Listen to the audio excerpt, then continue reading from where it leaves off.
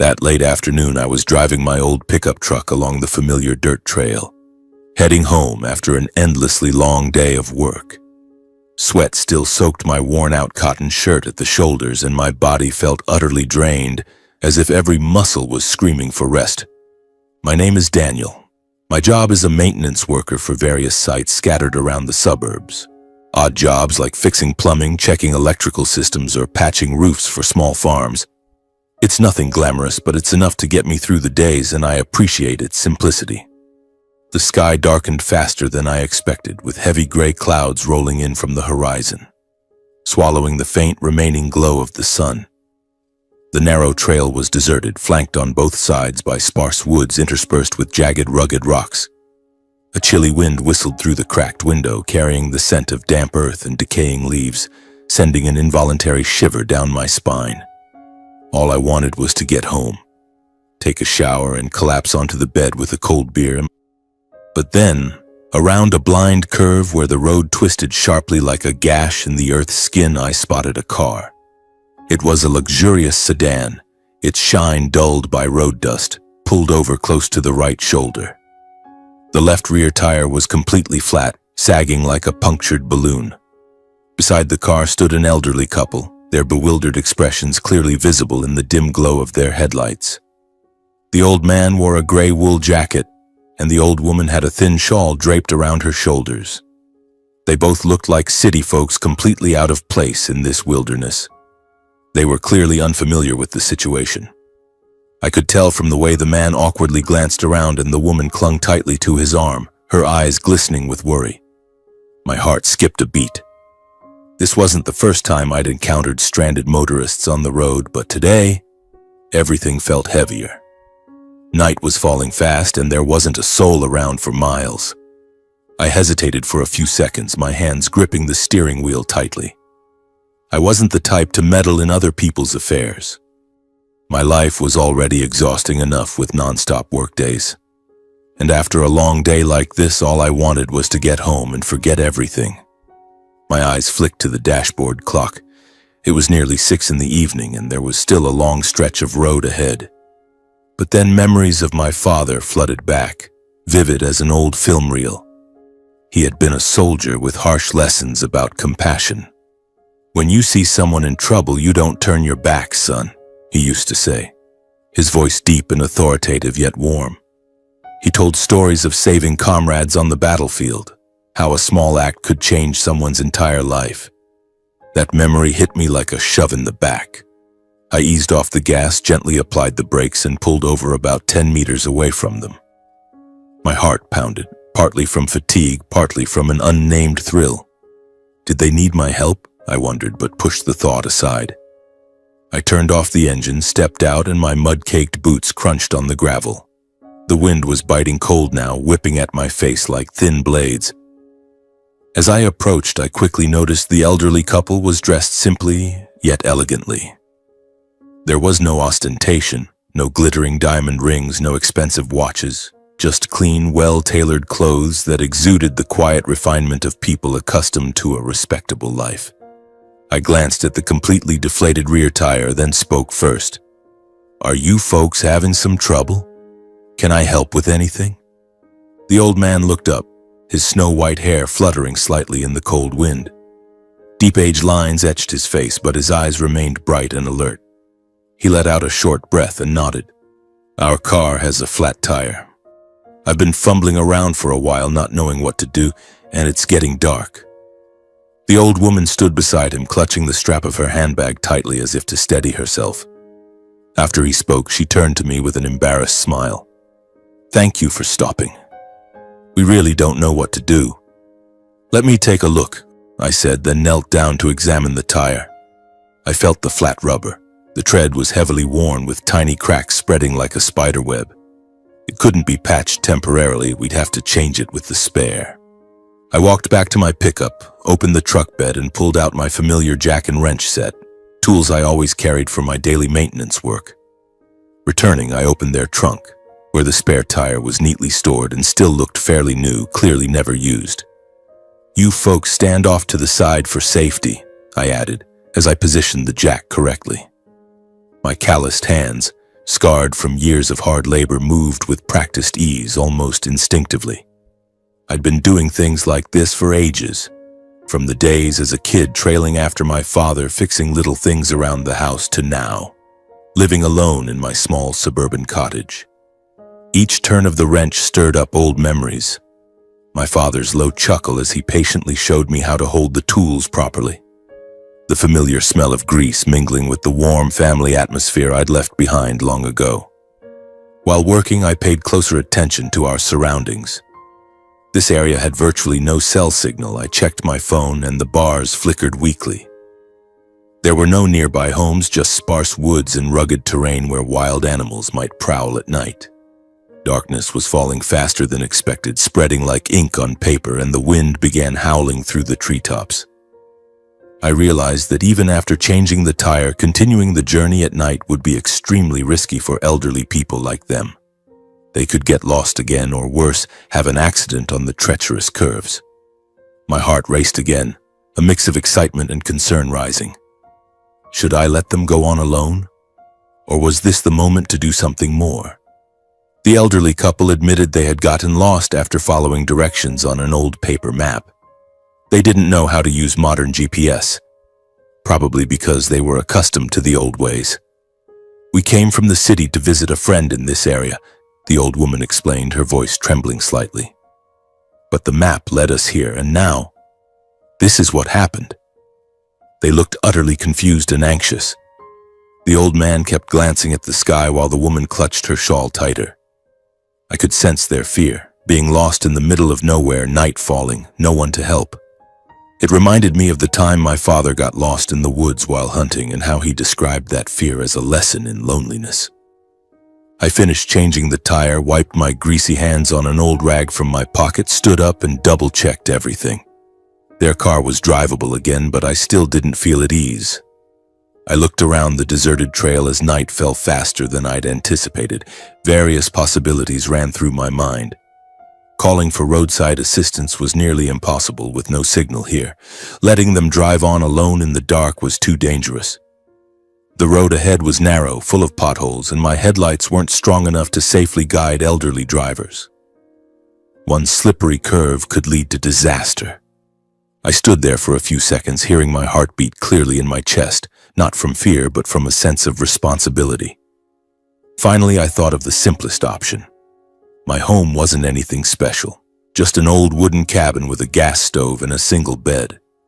But it was dry, sheltered from the wind, and safe.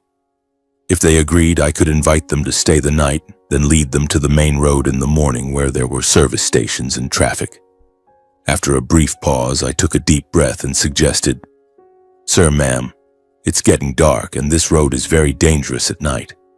Why don't you come to my place and stay overnight? My house is close by. It's small but clean. Tomorrow morning I'll guide you to the main road.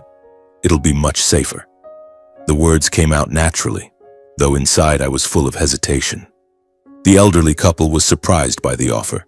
The old man's eyes widened, and the woman covered her mouth.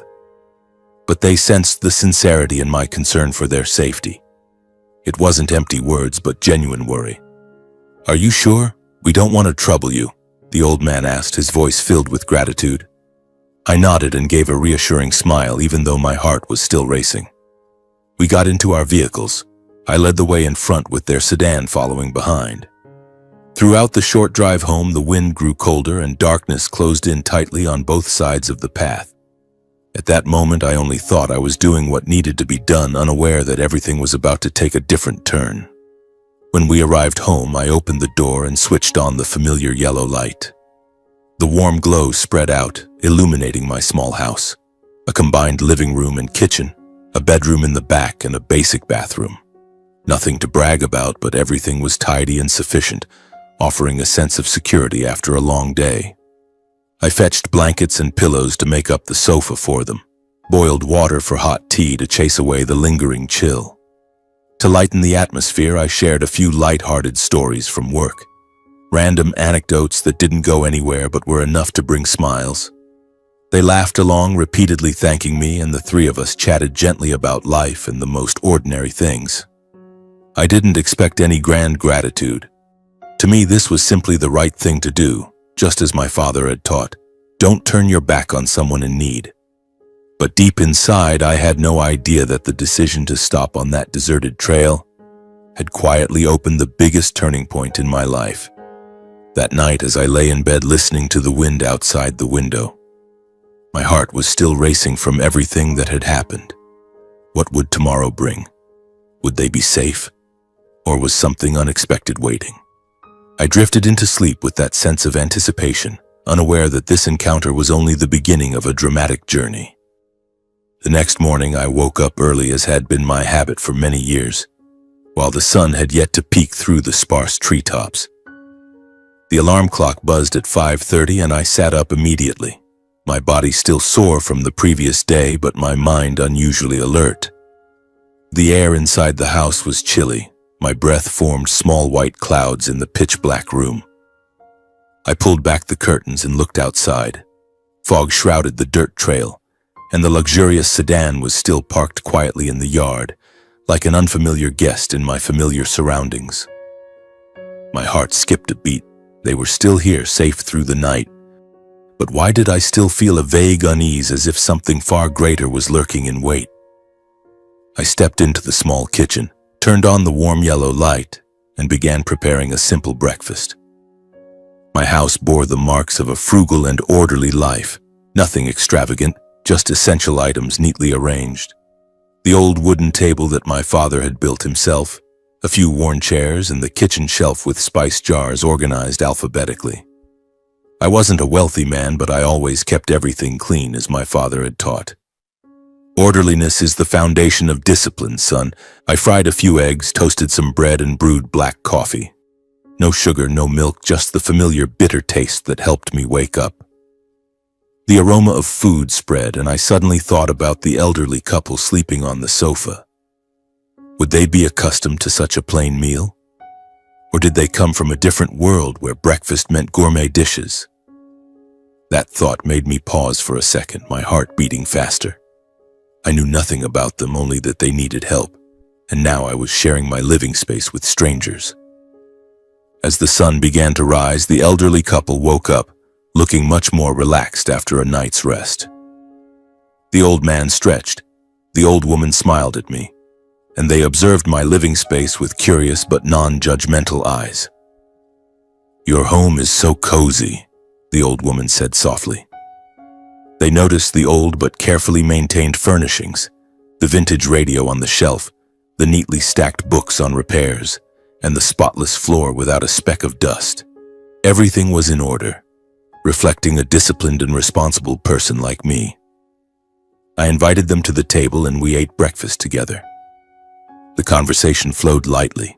They asked about my work and I told them about my days maintaining sites, about how I liked the simplicity, but inside I sensed the difference.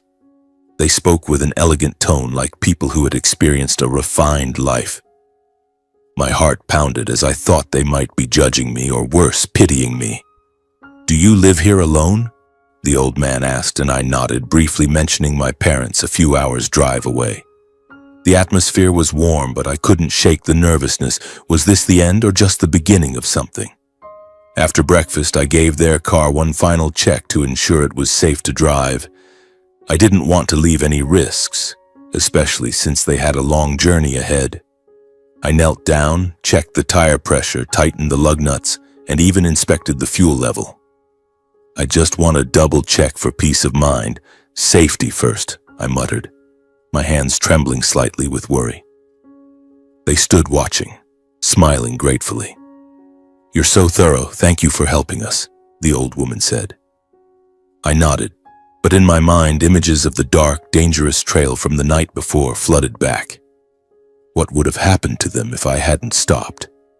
That thought made my heart race, a dramatic feeling surging as if life was testing me. We got into our vehicles and I drove ahead to lead the elderly couple out of the dirt trail. The narrow, winding road was full of potholes and jagged rocks, making my truck jolt constantly. I glanced in the rearview mirror, seeing the sedan following, and my heart pounded every time we navigated a treacherous curve. The wind blew fiercely, leaves scattering wildly, and I prayed nothing unexpected would happen. Finally, after nearly an hour, we merged onto the main road, where signs were clear, gas stations gleamed under the morning sun, and cell signal returned reliably. I pulled over to the shoulder, breathing a sigh of relief, but the anticipation lingered. Before parting, the elderly couple expressed their sincere gratitude. They didn't just thank me for fixing the car, but for not abandoning them in the wilderness and for opening my home to strangers. "You saved us, not just the car," the old man said, his voice trembling as he gripped my hand tightly. The old woman hugged me gently, her eyes glistening with tears. My heart raced, emotions overwhelming me. I had never received such heartfelt thanks. They handed me a business card and their home address, inviting me to visit any time. "Please come see us, Daniel. We want to host you properly as a way to repay your kindness," the old woman said warmly. I accepted the card, a thick, elegant paper with refined gold lettering, politely but without much thought. To me, this was just a chance encounter, not a relationship to cultivate long-term. I said goodbye, watched the sedan speed off on the main road, and returned to my daily routine. But inside, a strange feeling crept in, as if some door had just cracked open. Throughout the day, I was busy with work, repairing a leaky roof, checking electrical systems for a small farm. Sweat poured down, my limbs ached, but my mind kept wandering to the elderly couple. Had they arrived home safely? The business card sat heavy in my wallet like a secret.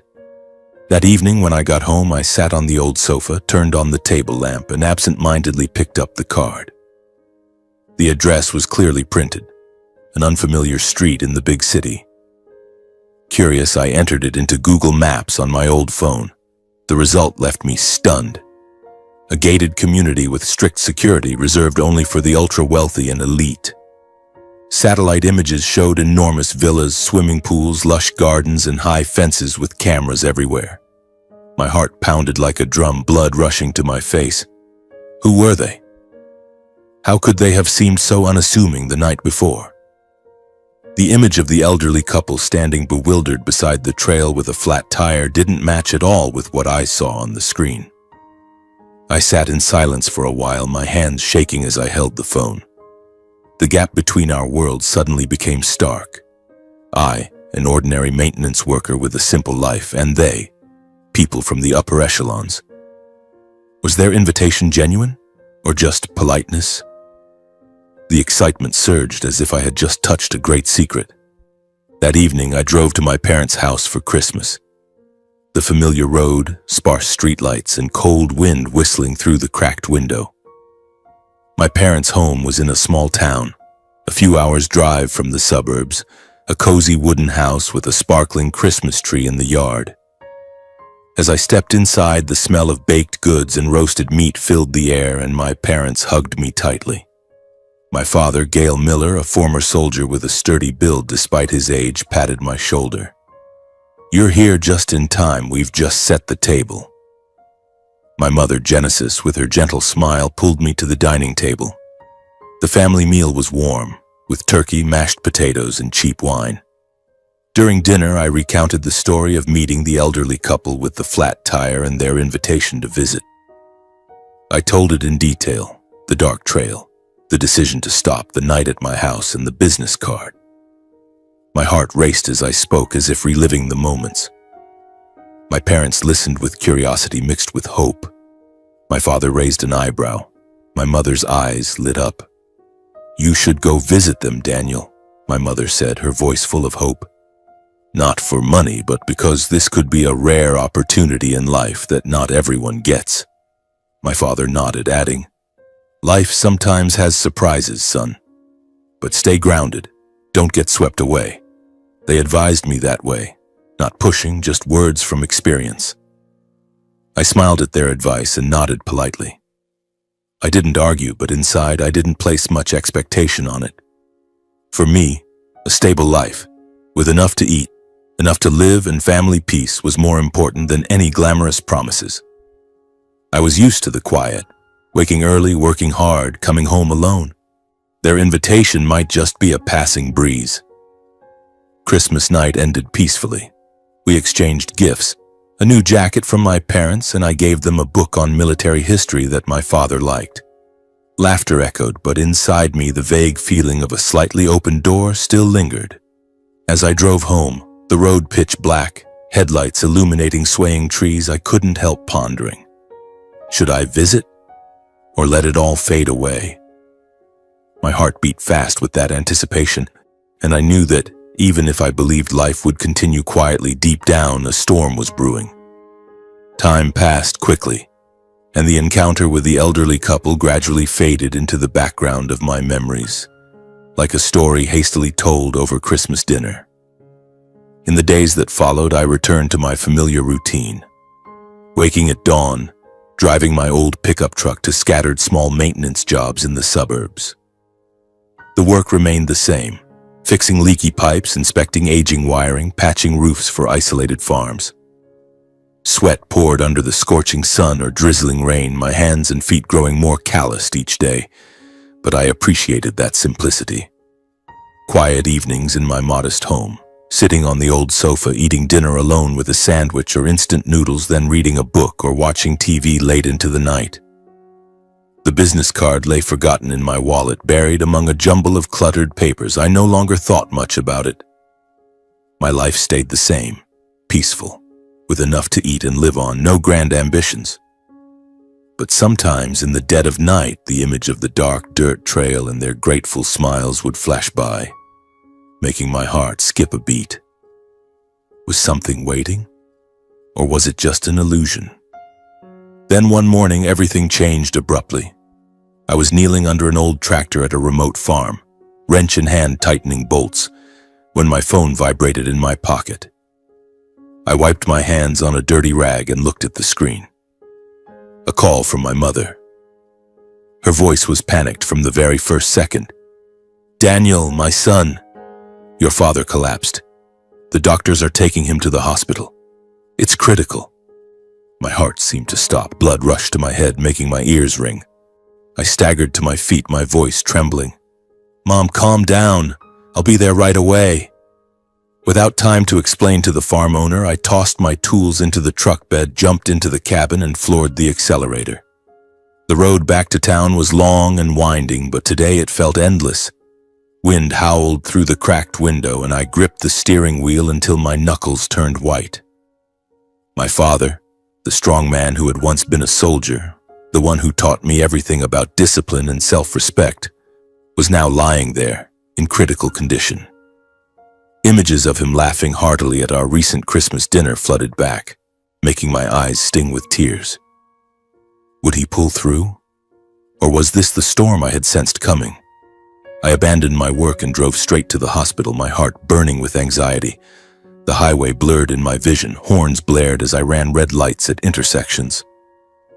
When I arrived, the sterile white corridors and familiar antiseptic smell hit me, twisting my stomach. My mother was sitting in the waiting area, her face pale, eyes red from crying. She threw her arms around me.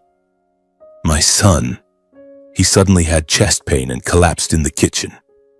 I held her shoulders tightly, trying to stay calm, but my heart pounded like a war drum. We waited outside the emergency room, each second dragging like an hour. Finally, the doctor emerged, his face grave. "Mr. Miller has suffered a severe heart attack. We've stabilized him temporarily, but he needs emergency surgery to place a stent." I nodded, but his next words hit like a punch. "There is health insurance, but the remaining costs are around $50,000. The family needs to prepare." That figure echoed in my mind, cold and merciless. I silently reviewed the cost breakdown the doctor handed me. The black and white numbers on the paper left me reeling. $50,000. A colossal sum for our family. I sat alone in a corner of the corridor, calculating every possibility. My savings amounted to just $10,000. Bank loans involved cumbersome procedures requiring at least 2 weeks. Time my father didn't have. What could I do to come up with the money? My friends were just ordinary craftsmen like me. No one had that kind of cash. I called several medical aid organizations, my voice pleading, "Hello, my family needs urgent help." But the response was always, "We'll review it, but we need complete documentation."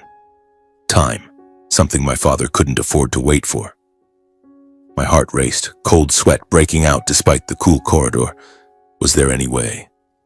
Or would I have to watch my father slip away because of money? The following days passed in tension and exhaustion. I practically lived at the hospital, dozing fitfully on waiting room chairs, interspersed with futile calls to banks and charities. My mother cried more, and I had to be strong to comfort her. "I'll figure out how to cover the hospital bills, Mom, don't worry." But late at night, when the hospital was silent except for the beeping machines from my father's room, I sat alone in the waiting area, my heart heavy.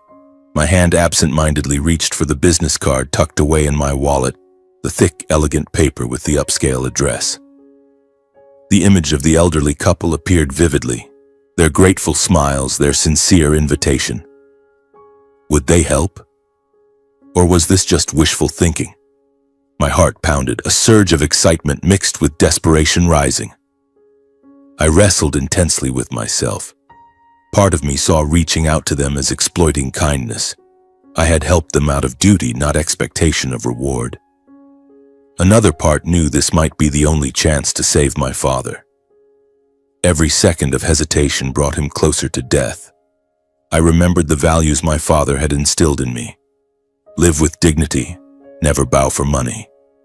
He used to tell stories from his military days, refusing bribes to preserve his honor. "Remember my words, son. Money comes and goes, but once you lose your self-respect, it's gone forever." That very memory made me hesitate, even feel ashamed at the thought of knocking on the door of the wealthy. I stood up, pacing the dim corridor, crumpling the card in my clenched fist. Would my father forgive me if I did this? Or would he be disappointed? But each time I saw him lying there, growing frailer by the day, pale skin, weak breaths through the oxygen tube, all my rigid moral boundaries began to waver.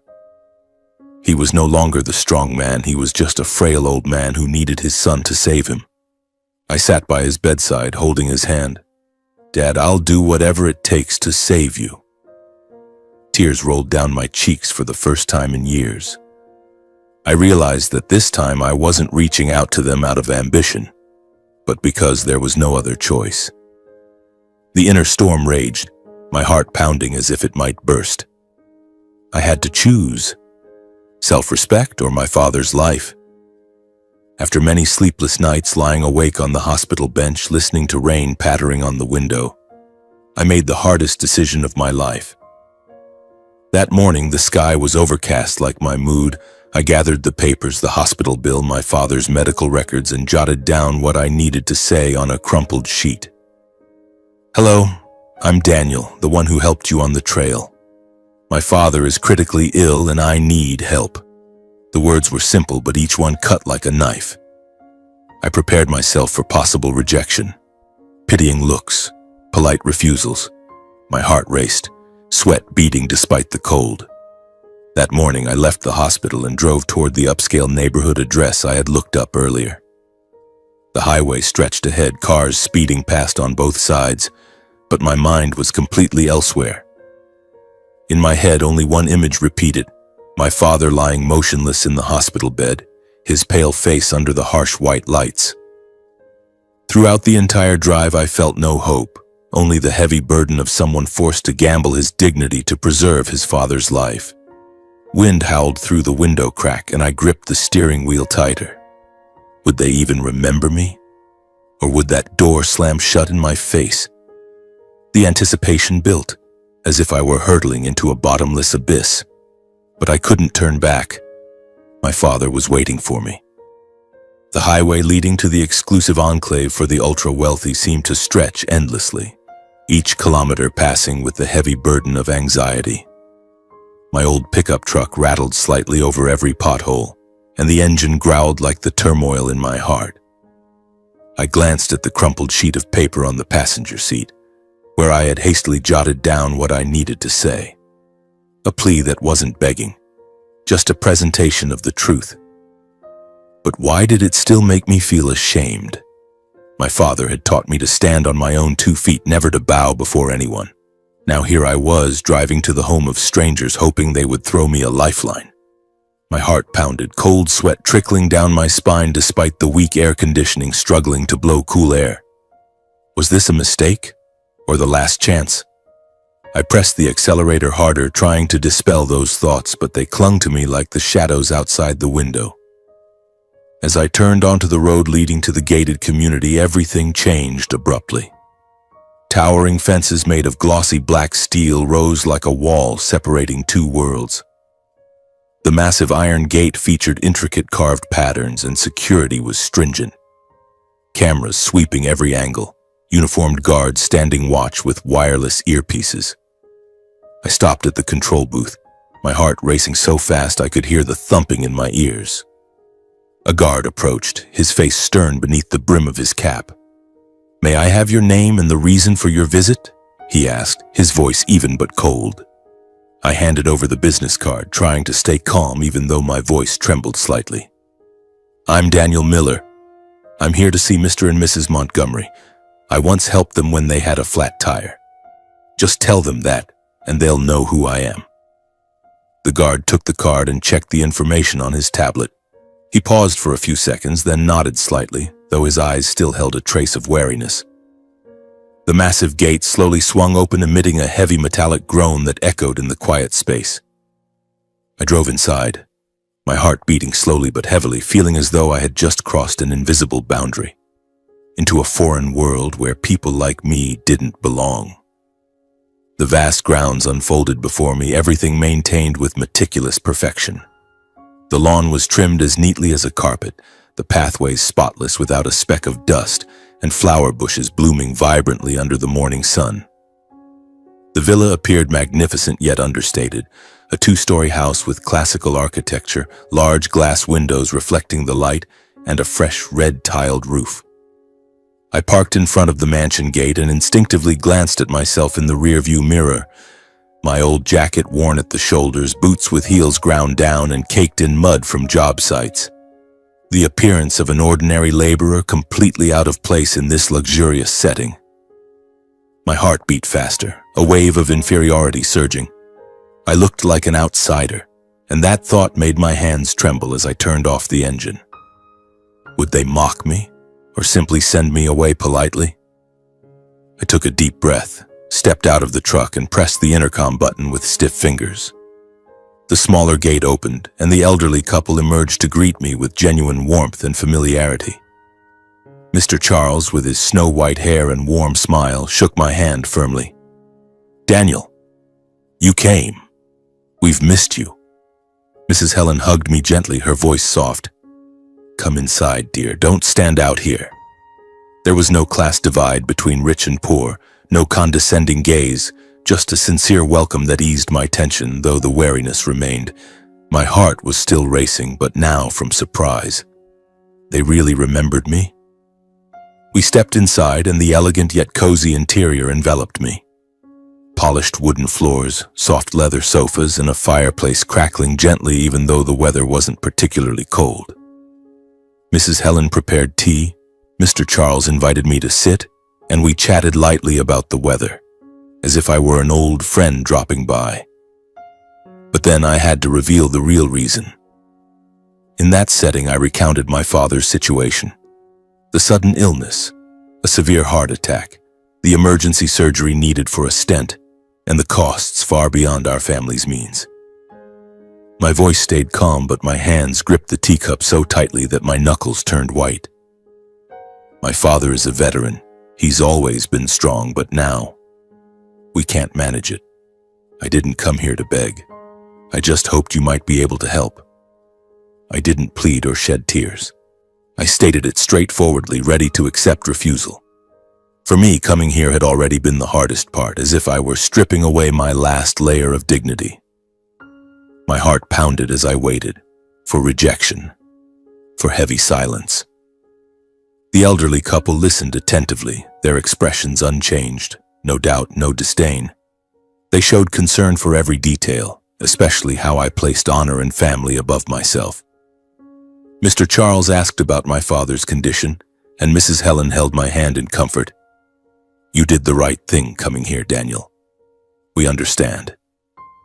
After grasping the full situation, they immediately offered to cover the entire cost of my father's surgery, with no conditions, no expectation of repayment. We'll take care of all the hospital expenses for your father, don't worry, Mr. Charles said decisively, his voice firm. That swiftness left me stunned, my mouth agape but unable to speak. My heart seemed to stop for a second, then raced wildly in disbelief. They were really helping? Not out of pity, but genuine kindness? I stammered my thanks, but they waved it off. You saved us on that trail, now it's our turn. It didn't stop there. Charles and Helen also took the initiative to say they wanted to visit my father at the hospital that very day. Mrs. Helen said calmly but firmly that helping wasn't just about money, but about being there when someone needed it most. I nodded, returned to my old pickup, and started the engine first. Their limousine followed quietly behind, maintaining a respectful distance. I led the way, familiar with every turn and stretch of road to the hospital that I had traveled countless times in recent days. On the drive, my hands gripped the steering wheel tightly. In my mind, the image of my father lying motionless in the hospital bed kept replaying, his pale face under the cold white lights. I wondered what he would think if he woke up and learned I had sought their help. Would he be proud that I hadn't turned away when backed into a corner? Or disappointed that I had to lower my head and ask others for aid? At the hospital, the elderly couple's presence created an entirely different atmosphere. They spoke with the doctors, inquired about his condition in detail, and showed deep respect for the man who had once served as a soldier. My father, though weak, opened his eyes to look at them, and the faint smile on his lips moved me deeply. My mother hugged Mrs. Helen, tears streaming down her face in gratitude. I observed it all with mixed emotions, profound gratitude, astonishment at their generosity, and confusion upon realizing that the kindness I had once given was now returning in the most unexpected way. Like a perfect circle, yet full of drama, from the deserted trail to the sterile hospital room. My heart raced, a warm feeling creeping in amid the worry. Was this a dream? Or was reality changing too quickly? Before leaving the hospital, the elderly couple mentioned another possibility. They expressed their desire for me to consider working for their family company. "We're not doing this as a favor, Daniel," Mr. Charles said seriously. "We see ability and discipline in you. This is an opportunity for you to grow." That offer opened an entirely new path, from an ordinary maintenance worker to an employee in their empire. But it also meant stepping deeper into a world I had never belonged to. Towering office buildings, high-pressure meetings, and the demands of the elite. I didn't respond immediately, only nodding politely. "I'll need some time to think about it, sir." My heart raced with anticipation. Was this an opportunity or a trap? I didn't know, but the feeling made everything more dramatic. As I left the hospital and drove home alone, I clearly felt that from this moment on, my life had taken a different turn. No longer just a bystander who happened to help, I was standing at the threshold of a journey full of challenges and upheaval. The wind still howled outside the window, but now it carried hope mixed with anxiety. My father had been saved, but what about me? Was I ready to step through that door? The excitement surged, and I knew that the real storm was only just beginning. After my father's surgery stabilized, I returned to my familiar routine. Days spent driving my old pickup truck to scattered small maintenance jobs, fixing rusty pipes or inspecting electrical systems in isolated rural homes. Sweat still poured under the blazing sun. My hands and feet grew more calloused with fresh scratches, and evenings remained quiet in my modest house with quick meals and fitful sleep. But my mind was no longer at peace as before. The job offer from Mr. and Mrs. Charles and Helen Montgomery kept resurfacing in my thoughts, like a persistent ghost. Every time I gripped a wrench to tighten bolts, I would see images of their luxurious villa and hear Mr. Charles's voice. "This is an opportunity for you to grow." My heart would race each time, a mix of excitement and fear surging through me. Did I belong in that world?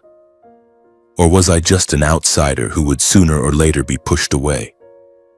I tried to shake it off by focusing on work, but at night, lying in bed listening to the howling wind, those thoughts flooded back, making sleep harder than ever. I decided to talk it over frankly with my parents. One evening I drove to their house. The familiar road now carried the weight of impending choices. The home was still cozy, with the smell of baked goods from the kitchen and the dim yellow table lamp. My father, Gale, though still weak after surgery, sat firmly in his armchair, his eyes sharp as in his military days. My mother, Genesis, busied herself making tea, but her gaze was full of concern. We sat around the dining table and I told them everything. The offer from the Montgomerys, the position in their large company, and my hesitation. "I don't know if I'm suited for it," I said, my voice slightly trembling. "It's a completely different world from mine." My father listened without interrupting, then spoke in his deep, warm, yet stern voice. "Son, I won't push you. But remember, any choice requires discipline and responsibility.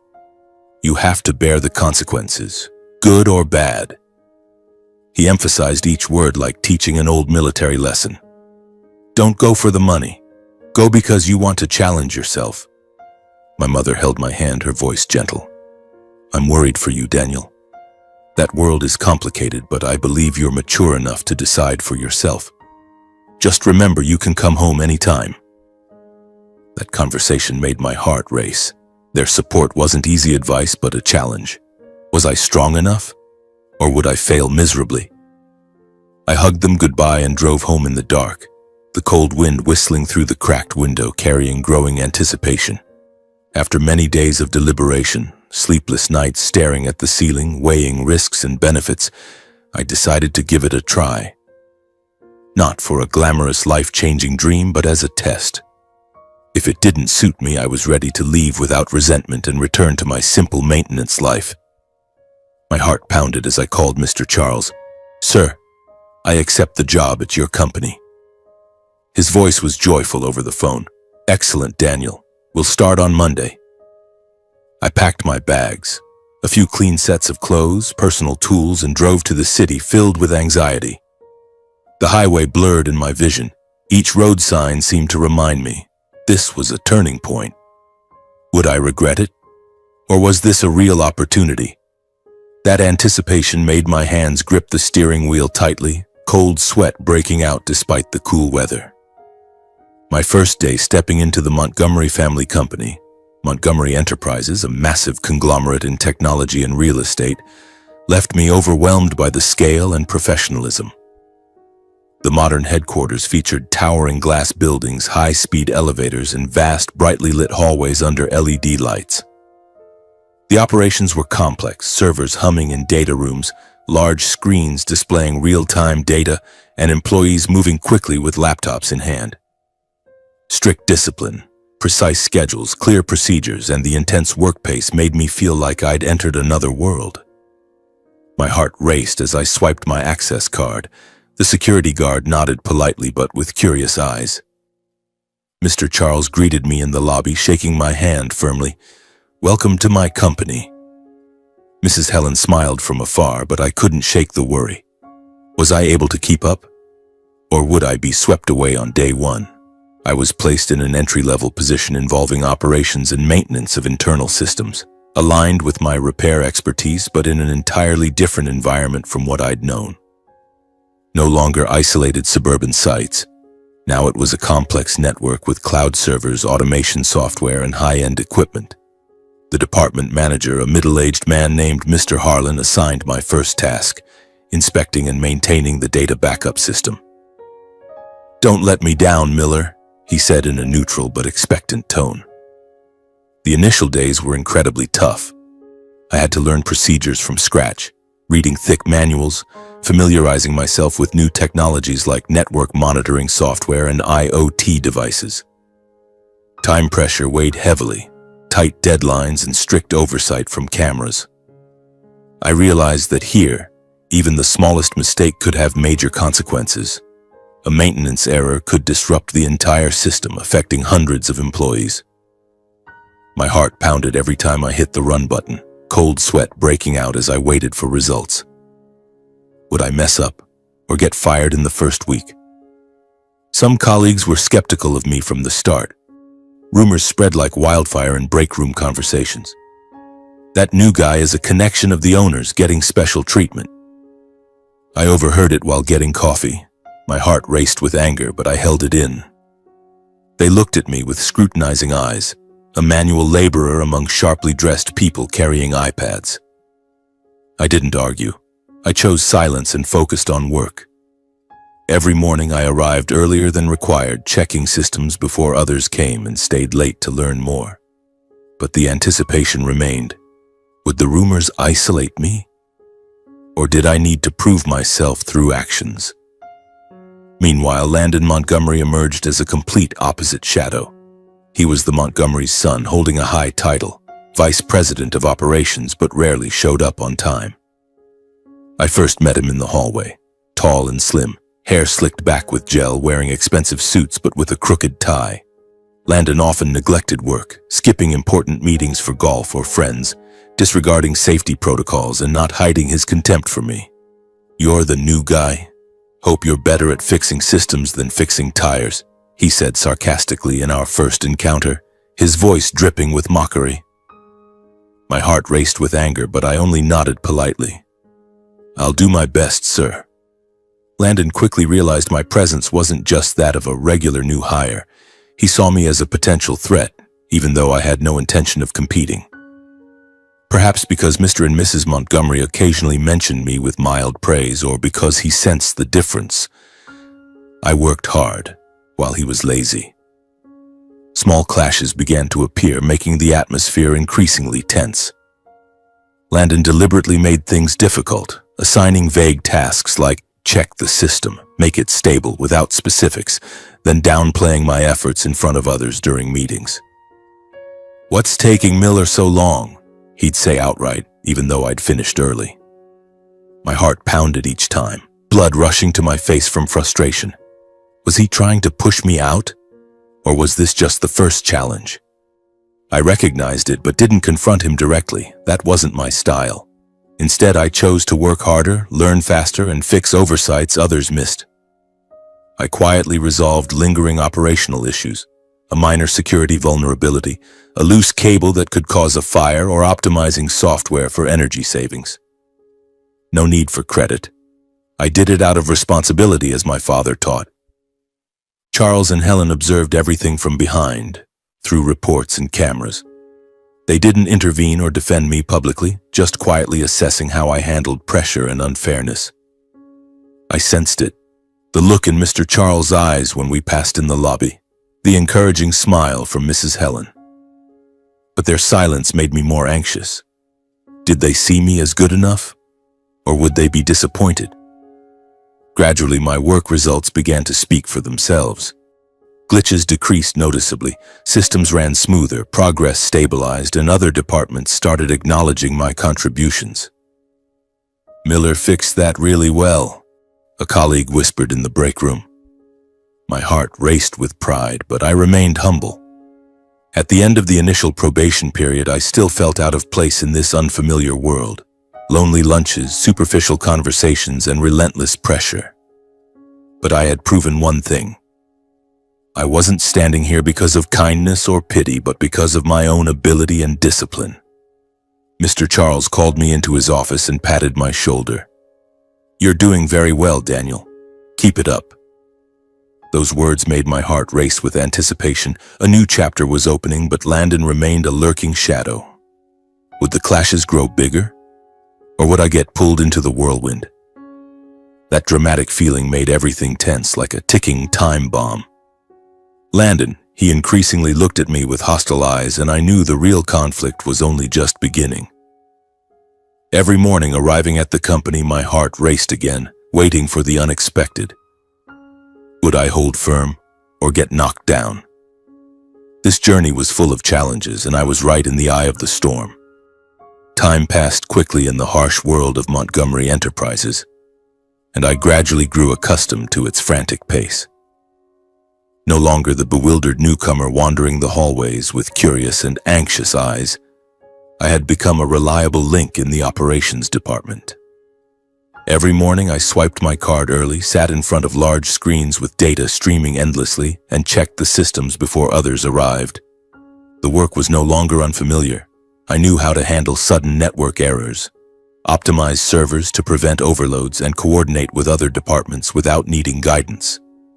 But that familiarity didn't reduce the sense of anticipation. On the contrary, it made me more vigilant. My heart raced every time the elevator doors opened, wondering what surprise today might bring. An urgent email? Or an impromptu meeting where all eyes turned to me? I had learned that here peace was just an illusion. The storm could strike at any moment. Gradually, I began to be assigned more complex issues, the kind others avoided like the plague. Overlapping maintenance systems where outdated processes caused sluggish performance. Long-standing errors like obsolete cables at risk of causing fires or faulty software leading to incomplete data backups. Manager Harlan called me into his office, his tone serious. "Daniel, you handle this. No one wants to touch it because they're afraid of the responsibility, but I believe you can take it on." My heart pounded with the pressure. This wasn't minor repairs in the suburbs. These were problems that could affect the entire company, potentially costing millions if something went wrong. I spent hours in front of the computer, analyzing data, testing solutions, my hands trembling slightly as I ran diagnostic programs. Drawing on my practical experience from years as a maintenance worker and the disciplined mindset forged by my family, my father taught me to always double-check before calling something done. I steadily improved performance. I didn't propose flashy ideas like suggesting expensive new equipment. Instead, I focused on sustainable and safe solutions, such as restructuring processes to reduce recurring errors or replacing old components by optimizing what we already had. The results gradually emerged. Systems ran smoother, downtime decreased significantly. But each time I finished, my heart still raced. Had I missed something? Or would someone downplay my efforts? Some mid-level managers began to take notice of me, no longer with the skeptical looks of the early days, but with genuine recognition. They saw that I was someone who got things done, without complaining about overtime, without seeking credit or speaking up in meetings. I simply quietly completed my tasks, just as my father had taught. Do good work, and it will speak for itself. After one smoothly concluded operations project, Mr. Harlan approached and lightly patted my shoulder. "You're changing this department, Daniel." Those words warmed my chest for a moment, but they were quickly followed by the familiar anticipation. I understood that being noticed also meant shouldering more responsibility, and sometimes attracting less than friendly glances. Gradually, colleagues started coming to me whenever they encountered issues rather than avoiding them as before. "Daniel, can you take a look at this error? The system seems to be acting up again." I helped them without hesitation because to me it was just work that needed doing. But deep down I clearly sensed the atmosphere around me shifting. It was no longer mere recognition. It felt like a cold breeze had just passed, a sign that the storm was no longer far off. Meanwhile, Landon grew increasingly irritated by my presence. He felt his position was threatened, even though I had never shown any competitive ambition or desire for power. For me, the job was simply about doing the best I could, not climbing the ladder or seizing someone's seat. But for Landon, it was entirely different. I could see it clearly in our hallway encounters. His eyes sharper, his fake smile masking jealousy. My heart raced every time he entered the meeting room, wondering what he would do today. Landon began acting more impulsively at work, ignoring safety protocols, approving things without proper checks, like green-lighting a software update without testing or making emotional interventions in operational decisions without understanding the consequences. "Speed it up, don't drag it out," he snapped in one meeting, his voice full of recklessness. Colleagues whispered behind his back, "He's digging his own grave." But I stayed silent, focusing on my own tasks even as the anticipation grew. Would his behavior drag me into trouble? Then an internal incident occurred, sudden and serious, caused by Landon's hasty decision. He approved a system change without thorough testing, leading to operational disruption. Servers overloaded, data delayed, and other departments complaining loudly. Phones rang nonstop, urgent emails flooded in, and the office atmosphere was tense as a drawn bowstring. My heart pounded when Manager Harlan called. "Daniel, come handle this crisis. We have 2 hours to fix it before we lose a major client." I rushed into the server room, sweat pouring down. My father's image appeared. "Stay calm, son. Focus on the problem." I concentrated on resolving it, coordinating with related departments, calling technicians, analyzing error logs, and applying emergency solutions to reroute data. Everything was chaotic, screens flashing, colleagues rushing back and forth, time slipping away like sand. I fixed the errors step by step, minimizing damage, recovering 80% of the hanging data, and quickly restored the system to stability. When the final screen turned green again, everyone breathed a sigh of relief, but I didn't point fingers or expose Landon's mistake, even though I knew the cause. I simply reported that it was resolved, my hands still trembling from adrenaline.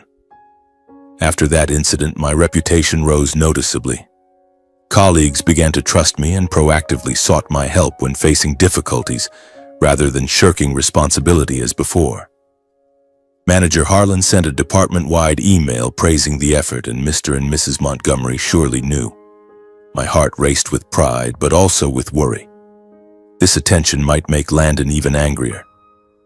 Charles and Helen recognized my growth through each stage.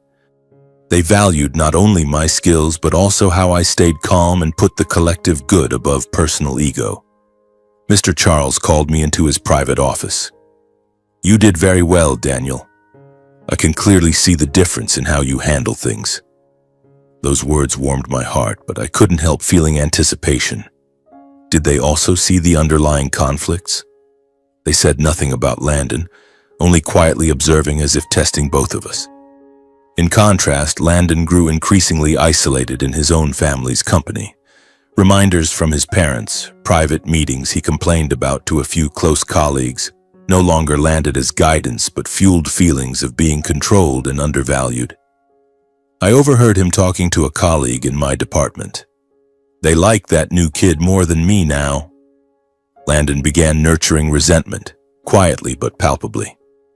In his eyes, I was no longer just an employee but an outsider, gradually taking the trust and position that rightfully belonged to him.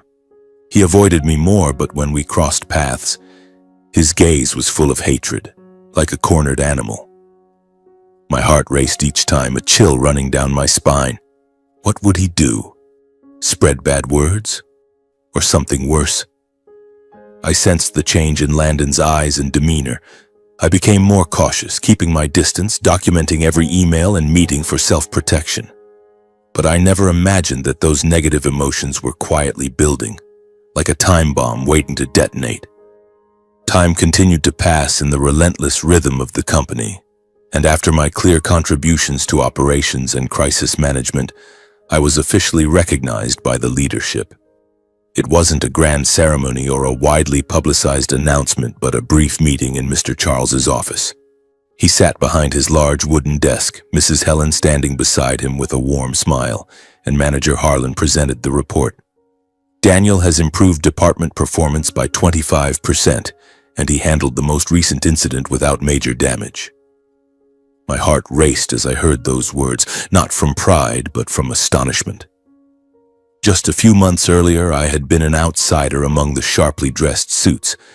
Now they were promoting me to a role with far greater responsibility, overseeing the entire internal maintenance system far beyond my initial position.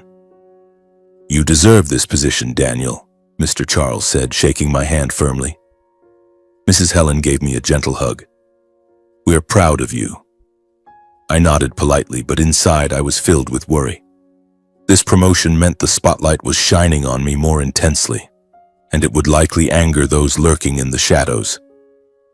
The news spread quickly within the company, like a breeze whispering through the glass hallways and meeting rooms.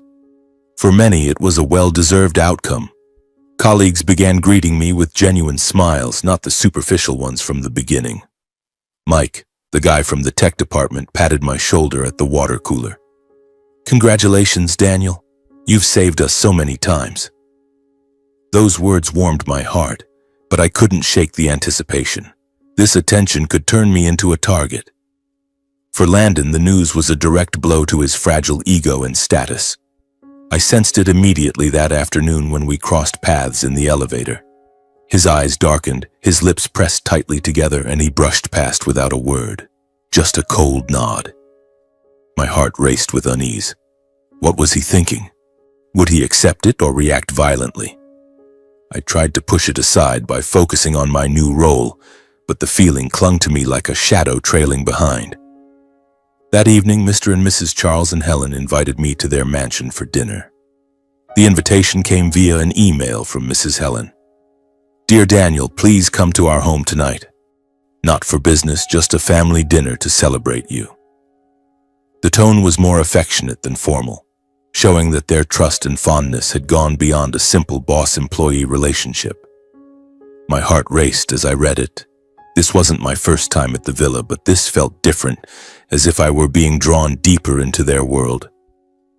I drove home to change, choosing my cleanest shirt and simple trousers, yet still feeling out of place. On the way, wind howled through the cracked window, carrying the scent of damp earth, and I couldn't help pondering, would Landon be there? How would he react seeing me at the family dinner table? Before dinner, I stopped by my parents' house for advice. The familiar road now carried the weight of these changes. The home was still cozy with yellow lights and the smell of soup simmering on the stove. My father, Gale, sat in his armchair with a book in hand. His health improved, but still tired from the surgery. My mother, Genesis, hugged me tightly as I entered. "It's been a while. How have you been?" I told them everything. The leadership's recognition, the dinner invitation, and my vague concerns about Landon. My father listened intently, then reminded me in his stern yet loving voice. "Daniel, success is good, but stay grounded. Don't let it cloud who you are, discipline and self-respect. In that world, temptations are plentiful." My mother, both proud and worried, squeezed my hand. "I'm happy for you, but I have a feeling something unsettling is approaching. Be careful with their son." Her words made my heart race faster. My mother always had a sixth sense for trouble. I hugged them goodbye and drove to the villa with a creeping unease, as if a dark cloud was gathering on the horizon. The Montgomery mansion was meticulously prepared for dinner, perfect to the point of looking like a scene from a magazine. The iron gate opened slowly, leading me into the vast grounds with lush green lawns stretching under soft yellow lights. From inside, the warm aroma of food wafted out, blending with the quiet evening air, making everything feel both luxurious and strangely welcoming. Mr. Charles and Mrs. Helen were waiting at the door. He grasped my hand in a firm, warm shake while she stepped forward for a gentle hug, smiling kindly. "Come in, dear. Make yourself at home. Don't be shy." In that moment, I suddenly realized I was being welcomed not just as a guest, but as someone who had earned a place in this home. The initial atmosphere was warm and formal yet relaxed. The table set with flickering candles, red wine, and elegant appetizers. I took my seat, maintaining a humble demeanor, fully aware of my position in this family. Not a biological son, just someone trusted. We chatted lightly about the weather and daily work, and Mr. Charles asked about my parents. "How are they? We still remember what you did for us on that trail." My heart raced with gratitude, but I replied simply, "They're well, sir." And it was just what anyone should have done. Landon arrived late, bringing with him an air of recklessness and undisguised irritation. The door opened with a loud bang. He entered with disheveled hair, a slightly wrinkled suit, and a faint smell of alcohol, clearly from some party. He apologized casually, blaming traffic, but his eyes swept over me with hostility. My presence at the dinner made him feel invaded in his own family territory. He sat across from me, gripping his knife and fork tightly, and the atmosphere suddenly shifted from warm to heavy. My heart raced faster, a chill running down my spine. He was suppressing rage, and I was the target. During the meal, conversations about work and the company's future gradually revealed the stark contrast between Landon and me.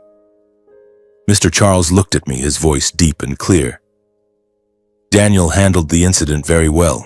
Without him, the company's losses would have been much greater. I shook my head slightly, smiling modestly. I only played a small part, sir. It was the team's effort. I just did my job. But Landon responded with sarcasm and frustration. Oh yes, our hero. But who approved the initial change? Why doesn't anyone mention that? His voice was venomous and the table fell silent for a second. Mrs. Helen tried to change the subject. Eat up, dear. The roast is delicious. But the mood grew heavier. She attempted to keep things calm by asking about my interests, while Charles grew sterner as he noticed his son crossing boundaries. Landon, that's enough. This is a family dinner. As the conversation shifted to succession and the family's future, the atmosphere at the table changed dramatically, as if someone had inadvertently touched a tightly strung wire. Mr. Charles set down his wine glass, his voice lowering and becoming direct. This company isn't just an asset. It's a responsibility. It needs a leader with the strength to carry it. Landon, you need to change your lifestyle. He paused, his gaze more severe. If you continue living so recklessly, we'll have no choice but to reconsider everything, including the will. Mrs. Helen gently placed her hand on her husband's, then looked at Landon, her voice still soft but unflinching. We worry about you more than you realize. But love can't be an excuse to hand the company's future to someone who isn't ready. Landon let out a bitter laugh. His smile twisted. He swirled his wine glass, his tone mocking. Reconsider everything? What do you mean? That I'm not capable, but someone else is? Mrs. Helen quickly interjected, her voice softer but direct.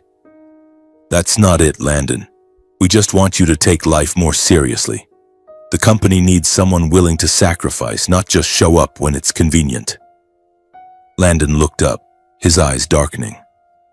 What about him? He said, his gaze shifting straight to me. What has he sacrificed? Just because he fixed a few incidents, you think you found your successor? I shifted slightly in my chair, trying to keep my voice calm. Landon, I've never... He cut me off, his voice rising. Shut up. Who do you think you are sitting here? A tire fixer, an outsider, suddenly walking into our home and being hailed as a hero. My heart pounded. I turned to Mr. Charles and Mrs. Helen, but they remained silent, their expressions heavy. Mr. Charles finally spoke, his voice harder than ever. That's enough, Landon. You've gone too far. Landon stood abruptly, his chair scraping harshly against the floor. You say I've gone too far? I'm just telling the truth. You'd rather trust an outsider than your own son. Mrs. Helen stood as well, her voice trembling but resolute. No one is replacing you, but you have to prove you're worthy. We can't hand the company's future to someone who isn't ready to take responsibility. Landon gripped his wine glass so tightly his knuckles turned white. So that's it, right? He said, his voice low and venomous. As long as there's the obedient Daniel who knows how to bow, you're ready to push me aside. Mr. Charles slammed his hand on the table, ordering Landon to be silent. But everything had spiraled out of control. Landon shoved his chair back with a loud crash. He spoke, his cold gaze sweeping over everyone. You'll regret this, I promise you that. He turned and strode out of the room. The door slammed shut, the echo reverberating throughout the mansion like a final bolt. The room fell into silence. Mrs. Helen covered her mouth, tears streaming down her face. Mr. Charles slumped in his chair, his face flushed with anger and helplessness. After a long moment, he turned to me, his voice hoarse. I'm sorry, Daniel. We let things go too far. I shook my head gently. I'm fine, sir. I just didn't expect it to turn out like this. But inside, I was far from calm. Landon wasn't just angry, he was hurt, cornered, and out of control. A cold premonition ran down my spine. This wasn't over. Perhaps it was only beginning. I asked to leave early, even though dinner wasn't finished. Thank you both, but I should head home, I said, my voice steady but my heart full of unease. They walked me to the door. Mrs. Helen hugged me tightly. You're a bright part of our lives, Daniel. But as I stepped outside, the cold wind whipping my face, I clearly sensed the instability in Landon's eyes and actions, though I couldn't yet name the rising fear inside me. He had vanished into the darkness of the grounds, and that thought made me shudder. On the drive away from the mansion through dimly lit streets with sparse streetlights, I didn't feel the relief one might expect after a career milestone. Instead, there was a vague unease, as if a string had been pulled too tight and was about to snap. My heart raced the entire way, images of Landon slamming the door replaying endlessly. Would he stop at words? Or take action? I pulled over for a moment, breathing deeply, trying to shake it off. But the bad feeling lingered, as my mother had said something unsettling was approaching. I left the Montgomery grounds carrying the sense that tonight would not end peacefully. I got home, collapsed onto the bed, but sleep wouldn't come. The wind howled outside the window like a warning, and I knew that from this moment everything had changed irreparably. Landon, he was like a bomb, and I had unwittingly become the fuse. Would the storm hit? Or could I avoid it? That anticipation kept me awake until dawn, and I knew the coming days would be full of drama. After that chaotic dinner, as I drove away from the Montgomery mansion, my mood was heavier than ever before. The road was pitch black. The headlights of my old pickup truck illuminated the swaying trees along the shoulder, casting eerie shadows that seemed to follow me. Wind howled through the cracked window, carrying the scent of damp earth and decaying leaves. But it couldn't dispel the unease tightening in my chest. My heart pounded, not from exhaustion after a long day, but because Landon's shouted words still echoed in my head. "You like this kid more than your own son, don't you?" The look in his eyes at that moment, full of hatred and desperation, made me shudder. Would he stop at words? Or would that rage explode into something worse? I gripped the steering wheel tightly, trying to focus on the road, but my intuition whispered, "Don't go too far." Throughout the drive, the unease persisted, urging me to slow down and then decide to turn back. I veered onto a side road, parked in a hidden spot near the mansion gate, turned off the headlights, and sat motionless in the darkness. It was as if my gut was warning me something was about to happen. A vague but powerful premonition that made my hands tremble slightly as I held my phone, hesitating whether to call Mr. Charles. Time dragged slowly in that silent night, like a film building gradually to its climax. The mansion stood quiet under the waning moon, faint lights spilling from a few windows, casting weak glows across the lawn. I sat in the truck, scolding myself for overthinking. "You're crazy, Daniel. Landon's just angry. He'll calm down." I checked the clock, it was nearly midnight, and prepared to start the engine and leave, convinced I was being paranoid. But then from afar came the growl of an engine, shattering the silence. My heart raced faster, blood rushing to my ears. A vehicle sped toward the gate at an abnormal speed, tires screeching on the gravel. I squinted through the windshield. It was Landon's car, the sleek black SUV I'd seen him drive to the office. The vehicle screeched to a halt at the gate. The door flew open and Landon stumbled out, clearly out of control. He swayed, leaning on the car door for support, and the strong smell of alcohol wafted on the wind toward me. His face was flushed red under the streetlight, eyes bloodshot, hair disheveled. No longer the arrogant vice president, but a drunken man consumed by rage. My heart pounded like a war drum. Had he gone drinking after dinner? And now returned for what? I sat frozen, holding my breath, watching from afar. I watched from a distance, torn between leaving and intervening. Landon staggered toward the gate, punching in the code with trembling hands, and entered the grounds. The gate closed behind him, and he charged straight into the house, shoving the front door open without knocking. The unease inside me turned into clear fear, a jolt running down my spine. Would he harm Mr. and Mrs. Montgomery? Or was it just more arguing? I clenched the steering wheel, wrestling internally. "This isn't your business, Daniel. Go home." But memories of my father flooded back. When you see someone in trouble, you don't turn your back. I turned off the engine, sat watching, my heart racing so loudly I could hear it in my ears. The night air was freezing, the wind howling stronger, and I prayed it was all just imagination. Soon after, chaotic sounds erupted from inside the mansion, crashing furniture, as if chairs toppled or vases shattered. Mrs. Helen's screams in a cacophony that shattered the night's quiet. My heart seemed to stop for a second, then pounded wildly in horror. "Something's wrong," I muttered, my blood turning to ice. This wasn't a normal argument, it was violence. I no longer hesitated. I jumped out of the truck and ran toward the house, fully aware I was stepping into danger but unable to turn away. My feet pounded on the wet grass, wind whipping my face, heart racing as if it might burst. Would I get there in time? Or was it already too late?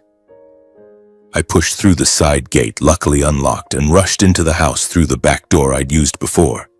Inside, the scene froze me in place. The living room was in chaos, furniture overturned, vases shattered on the floor, and blood splattered in places. The butler, an older man I'd met before, lay collapsed near the door, unconscious with a head wound, blood streaming down. Another security guard was sprawled nearby, breathing weakly, clearly caught off guard.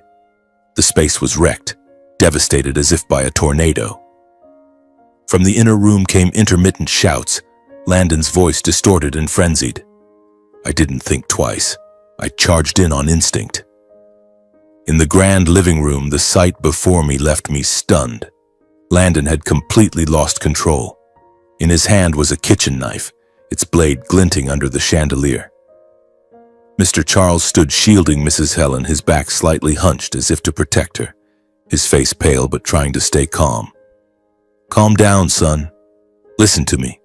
Put the knife down."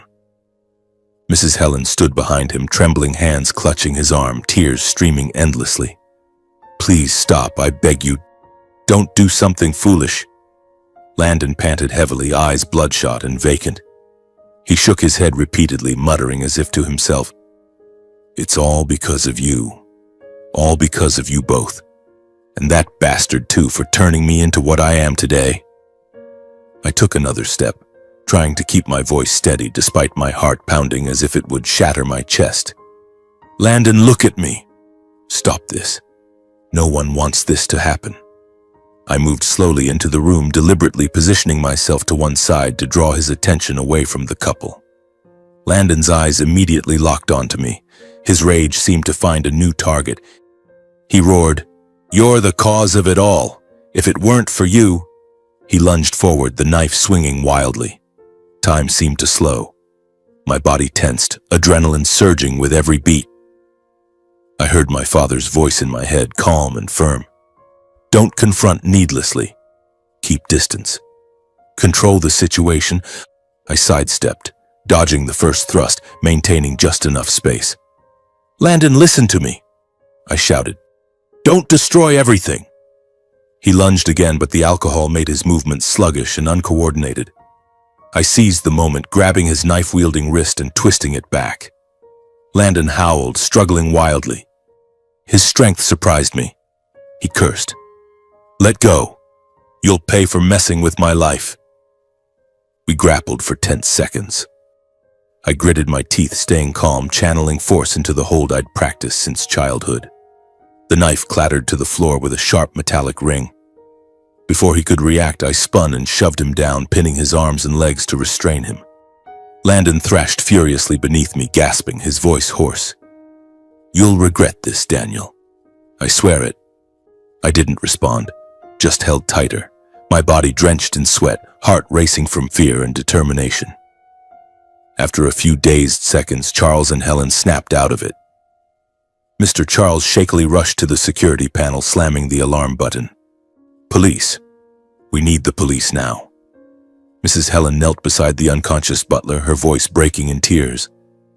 "Please, wake up. Please." The room gradually sank into heavy silence, broken only by ragged breathing and the lingering shock of the horror that had swept through. I still pinned Landon down, my mind reeling as if trapped in a nightmare with no escape. Sirens wailed in the distance, growing closer. Blue and red lights flashed through the windows. Police swarmed the grounds, taking control. They pulled Landon from my grasp and cuffed him. He continued screaming, eyes wild with hatred as he was led away. Medics followed, quickly providing first aid and loading the butler and guard onto stretchers. Charles turned back, embracing the trembling Helen. He looked at me, eyes red, voice choked. "Thank you, Daniel. If you hadn't been here, I don't dare think what would have happened." I stood there, hands still shaking slightly, throat dry. That night I realized I had crossed a boundary, from which nothing could return to how it was before.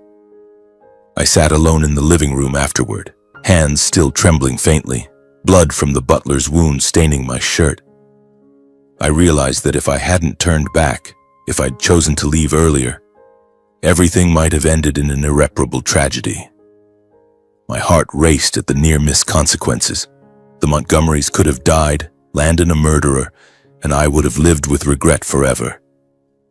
That night ended not just with the collapse of a family, Landon taken away, the Montgomerys devastated, but also the moment I unwittingly became the one standing between life and death for everyone involved.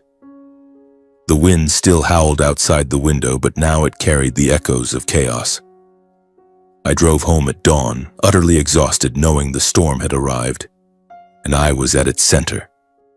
After that chaotic night at the mansion, the Montgomery estate was sealed off for the investigation. I learned this from an early morning call from Mr. Charles. "Daniel, the police are here. They need your statement again." The luxurious atmosphere that once defined the place, the lush green lawns, sparkling pool, and magnificent villa, had vanished entirely, replaced by a cold and oppressive heaviness. Police barricades surrounded the property, patrol cars crowded the gate, and plainclothes investigators moved in and out with stern faces. I drove back that afternoon, my heart racing at the sight. The villa now resembled a crime scene, with yellow tape cordoning off the living room and overturned furniture left in place for photographs. Mr. Charles and Mrs. Helen looked as if they had aged a decade overnight. Him sitting on the sofa, face ashen, her clutching a handkerchief to wipe away tears. "Thank you for coming back," he whispered as I entered. I nodded, but inside I was filled with worry. Would this drag on or affect the company and me? The police took my statement again soon after, returning to confirm details. In a temporary interview room, a corner of the study with a wooden desk and dim yellow lamp, 2 officers sat across from me, taking careful notes. I recounted the entire incident truthfully, without embellishment or blame, focusing only on what I witnessed and my actions to prevent tragedy. "I turned back because of a bad feeling," I said, my voice steady even though my hands trembled under the table. "Then I heard noises, rushed in, and saw Landon holding a knife." They asked for specifics, timelines, positions, and how I subdued him. My heart raced each time I recalled it. The overpowering smell of alcohol, the crashing sounds, the real fear as the knife swung. I didn't portray Landon as a villain, I just stated the facts. He was drunk and out of control. I didn't want anyone hurt, I concluded. The officer nodded. "You saved their lives. Your statement matches the cameras." I left the room with some relief, but the unease lingered. My testimony could determine Landon's fate, and I was the key witness. Evidence was gathered quickly, and things moved faster than I expected. Security cameras inside and outside the mansion captured everything. Landon speeding through the gate, staggering into the house, attacking the butler and guard, then cornering his parents with a knife. The staff's statements, given after they fortunately regained consciousness in the hospital, aligned perfectly. Landon shouting and assaulting them when they tried to intervene. The injuries to the butler and security guard were clear: cuts, bruises, and head trauma. All evidence pointed to Landon completely losing control while heavily intoxicated. His blood alcohol level was extremely high upon testing. I heard from Mr. Charles a few days later. "The evidence is overwhelming, Daniel. We can't cover it up." My heart raced with sympathy. Landon was once their son. Now he was a criminal. But also with anticipation. Where would this lead? Would it drag me into legal turmoil? The butler and security guard luckily pulled through after a few days in the hospital.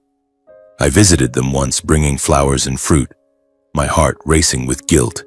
Even though it wasn't my fault, I was part of that night. The butler, head bandaged, gave a weak smile. "Thank you. If not for you, I wouldn't be here to say it." The guard grasped my hand. "You're a hero to us." But the physical and emotional wounds left heavy consequences. The butler suffered mild brain trauma and needed long-term rest. The guard had a broken arm and psychological trauma. The incident couldn't be hushed up. Media began reporting despite the Montgomery's efforts to keep it private. My heart raced whenever I read the news. Billionaire's son attacks family in drunken rage. Would they blame me? Or would this impact the company? Landon was held in custody for the investigation, and the arrogance and recklessness that once shielded him crumbled before the reality of the law. I imagined him in jail. No expensive suits, no luxury cars, just a prisoner awaiting trial. Mr. Charles said over the phone, "He's coming to his senses, but it's too late." My heart raced with mixed feelings, pity for Landon, but anger that he nearly killed people. Charles and Helen faced the painful truth. Their son's actions weren't a one-night outburst, but the result of years of indulgence, cover-ups, and avoiding parental responsibility. They admitted it to me in a brief meeting. "We spoiled him too much, Daniel. We didn't teach him accountability." Mrs. Helen cried, "If we'd been stricter, this wouldn't have happened." I comforted them, but inside I felt uneasy. They were breaking, and I was a witness. In the following days, they visited the hospital to apologize to the butler and guard, covering all medical costs and compensation. Not to evade the law, but to show moral responsibility. I accompanied them once, my heart racing in the heavy atmosphere. Mr. Charles bowed to the butler. "I'm sorry we failed as parents." Mrs. Helen wept. "We'll take care of everything, just rest." The victims forgave them, but the scars remained. The case spread, and the couple faced public scrutiny, reporters swarming, questioning child rearing in elite circles. My heart raced whenever I saw the news. Would they overcome this? Or would the family shatter? The trial took place in a somber atmosphere a few months after that night. The case drew massive attention due to the Montgomery name. Reporters packed outside the courthouse, camera flashes constant. But Charles and Helen made no attempt to interfere or use influence to lessen their son's responsibility. They sat in the front row, faces pale, holding hands. I was summoned as a witness. Standing before the judge and jury with all eyes on me, my heart pounded as if it might burst. I recounted the events as a civic duty, voice calm despite trembling hands on the stand. I turned back on a hunch, saw Landon with the knife, and subdued him to protect them. No resentment or desire for revenge, just the truth. Landon sat in the defendant's chair, gaunt, avoiding my gaze. In the end, the court sentenced Landon to 6 years in prison for aggravated assault with a deadly weapon and related violent acts. No exceptions, no interference. The Montgomery family's wealth and status couldn't change the outcome. After the trial, Charles and Helen fell into a prolonged silence. They barely appeared at the company, choosing to stay at the villa to reflect on what had happened. Their greatest loss wasn't just a son behind bars, but the belated realization of their mistakes in raising him. In one private meeting, Mrs. Helen said to me, her voice slow and weary, "We gave him everything, except discipline." Hearing that, my heart suddenly tightened. I understood. The price of indulgence doesn't always show immediately, but when it does, nothing can compensate for it. I continued my work at the company, maintaining clear distance from the Montgomery family affairs. I didn't exploit the tragedy for advancement or sympathy, just focused on operations, helping the department stabilize after the scandal. In the quiet aftermath, I noticed Charles and Helen observing me more closely. Not with suspicion or caution, but through calls to the private office, seemingly casual questions about work, how I handled a situation or made a decision. They didn't praise much, but through their eyes and listening, I sensed a different kind of respect. I realized they weren't seeing me just for that night, but for what followed. I didn't claim credit, shirk responsibility, or overstep my bounds. Once, after a conversation ended, Mr. Charles looked at me for a long moment and said slowly, "You work the way someone in a family should, Daniel." Those words made my heart race more than I expected. I didn't know if it was gratitude or an unintentional comparison. I didn't dare ask. In my mind flashed a thought that made me wary. They were seeing me as someone reliable, and that trust, if not kept in proper measure, could become a burden rather than an honor. In the days that followed, the Montgomery family's life entered an entirely different phase.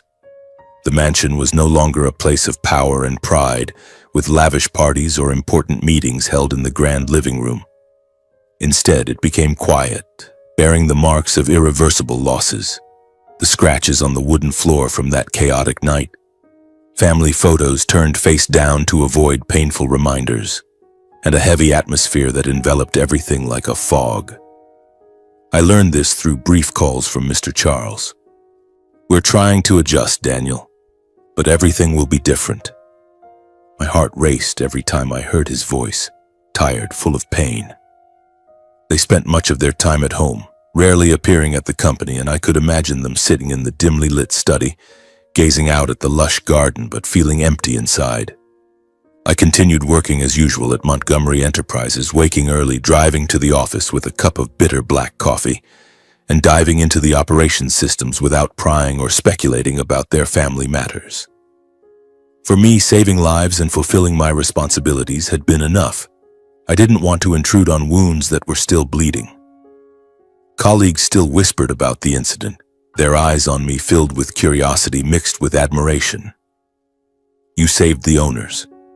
But I kept my distance, focusing on work, overseeing system restructuring projects, attending meetings with managers, and fixing minor issues before they became major problems. My heart raced every time I stepped into the office. The atmosphere remained tense after the scandal, and I sensed the change. People trusted me more, but expected more as well. Could I handle it? Or would I crumble under the pressure? I called my parents weekly, telling them about work, and they reminded me, "Just do things honestly and stay grounded. Don't let anyone's pressure or expectations sway you."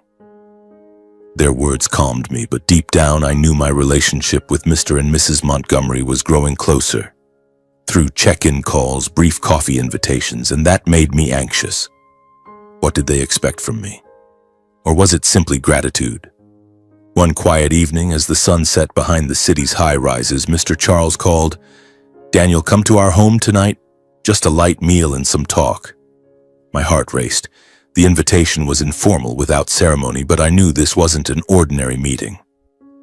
I drove to the villa. The familiar road now carried a sense of heaviness. The iron gate still imposing, but the grounds seemed darker, with fewer lights on. Mr. and Mrs. Montgomery greeted me at the door. He shook my hand firmly. She gave a gentle hug. "Come in, Daniel. Tonight it's just a home-cooked meal, no need to overthink it." There was no formal or legal heaviness, just a private, sincere gathering in the small dining room with flickering candles and simple salad. We sat around the table chatting about work, the weather, and gradually they expressed profound gratitude, not only for saving their lives that night, but for showing them the image of the son they had hoped for but failed to raise. Mr. Charles looked at me for a long moment before speaking, his voice deep and slow. "Daniel, you have discipline. You take responsibility, and you know how to keep kindness in the right place. Those things we should have taught Landon early on."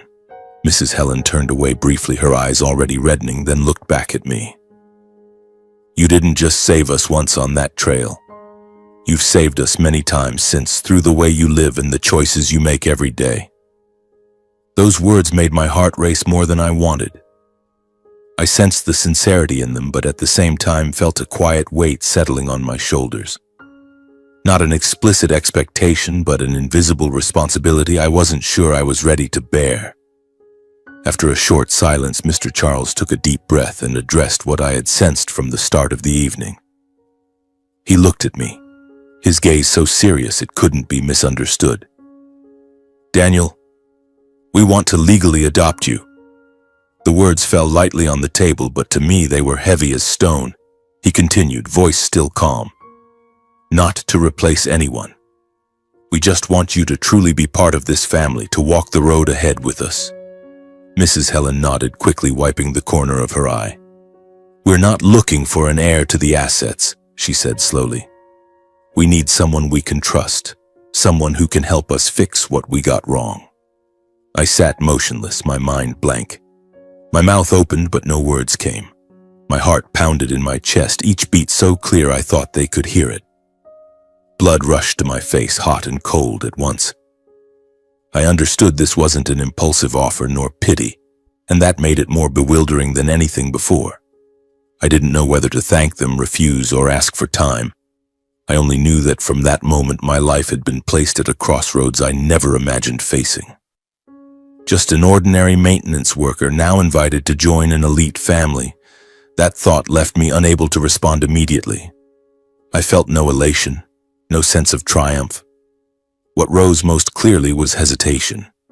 For me, family had never been something adopted on paper. It was blood, memories, the lessons my birth parents had taught me all my life. I wondered, if I accepted, would I be betraying them? Or was this simply another chance to do the right thing as life was opening before me? I took a deep breath, trying to keep my voice from shaking too much. Sir, ma'am, I need some time to think. I don't want to make a hasty decision. Charles and Helen nodded without pressure. They walked me to the door, their eyes holding quiet anticipation, full of hope, but respectful. I got in the car and drove into the silent night, the road ahead dimly lit. My heart still raced, my mind in turmoil, knowing that whatever I chose, my life from here on would no longer be the same. That very weekend, I returned to my birth parents' home, driving the familiar roads with cool wind and the scent of suburban earth. The house was unchanged, cozy with yellow lights and my mother's home-cooked dinner. I told them everything, the Montgomerys' proposal, my hesitation.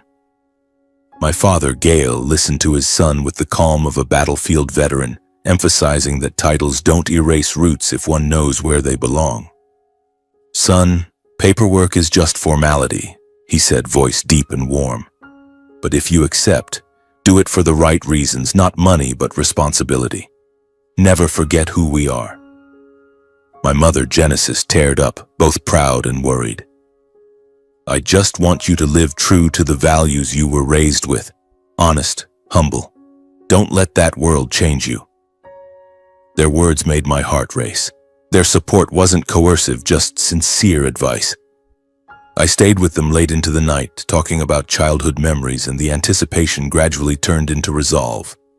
This wasn't an easy choice, but perhaps the right one. After many days of reflection, sleepless nights staring at the ceiling, weighing every aspect, I made my decision. I agreed to become Charles and Helen's adopted son, not for wealth or status, but because I believed I could help them mend what remained unfinished, building a true legacy based on values, not money. My heart raced as I called them, voicing the decision I had pondered for many nights. I agreed to the adoption. All legal procedures were handled discreetly, just a few meetings with lawyers, signatures in a quiet private office, no media, no fanfare. For me, this wasn't a dramatic life change, but a new responsibility, heavier than anything I'd carried before. I felt its weight almost immediately through the way they looked at me, not loudly or imposingly, but filled with expectation. And in that moment, one question repeated in my mind. Would I be strong enough not to disappoint them? I carefully reorganized my life, avoiding sudden changes. I continued caring for my birth parents diligently, driving to visit weekly, bringing groceries, sending extra money, talking late into the night, maintaining closeness, ensuring no distance formed. At work, I didn't alter my leadership style. I emphasized discipline, responsibility, and fairness, holding weekly meetings to listen to employees, improving processes without layoffs, gradually building the culture Charles and Helen had always wanted but never fully achieved due to indulging Landon. Charles and Helen found peace through these changes. They spent time together reflecting on the past, and gradually smiles returned to their faces. You've brought hope back to us, Mrs. Helen said once. They understood that assets can be passed down, but a true legacy is a person strong enough not to repeat the mistakes of the previous generation. And in me, they saw that. My heart raced with the responsibility. I wasn't replacing Landon, just continuing in the right way. One afternoon, as the sun set behind the suburban hills, I stood alone reflecting on the journey. From the deserted trail where I stopped out of kindness, through the chaotic nights, the trial, to this present position, not chosen through ambition but through responsibility and moral choices. A breeze passed, carrying the familiar scent of earth, and my heart raced with emotion. Life is truly strange, full of surprises and challenges. Looking back on everything, I understood that family isn't defined only by blood or wealth. Family is formed by the choices people make when facing power, money, and irreparable mistakes.